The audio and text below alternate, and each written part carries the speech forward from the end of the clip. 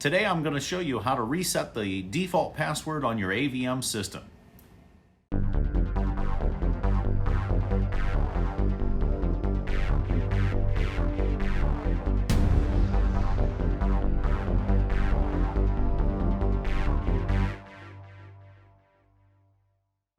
Once you're on your PC, now we're going to click on the Configuration tab at the top, and you'll see the message with a little link to enter the administrator mode. You can enter it that way or through the menu.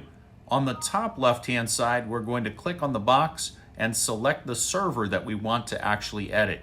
This is one of the few times that we're actually making changes on your NVR, so you want to be careful with what changes you make.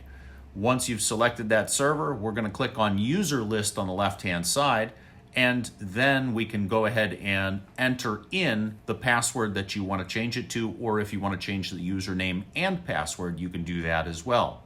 Once you've made the change and repeated the password, we're going to need to apply that setting so that it makes sure to apply it onto the recorder.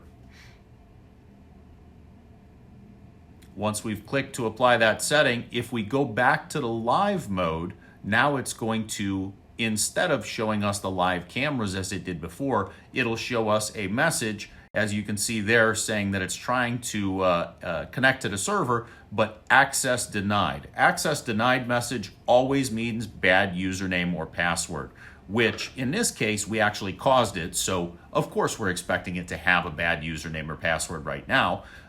So now we have to reconfigure the settings for our CMS client. So at the top left-hand side on the configuration page, select the CMS client, and then we're going to double-click on the server that's showing the access denied message, change the password. In this case, I just changed the password, not the user account, and hit OK. After we do that, we should get the connected message now showing us that it has now, in fact, connected back to the server. And when we go back to live mode, we should once again see the cameras. Keep in mind, you're going to have to do this to every CMS4 client that you've already connected and any of your cell phones, whether it's iOS or Android, through the CMS mobile app as well, because when we change the default username and password on the recorder, that means anyone who connects in will no longer be able to connect in with that user account.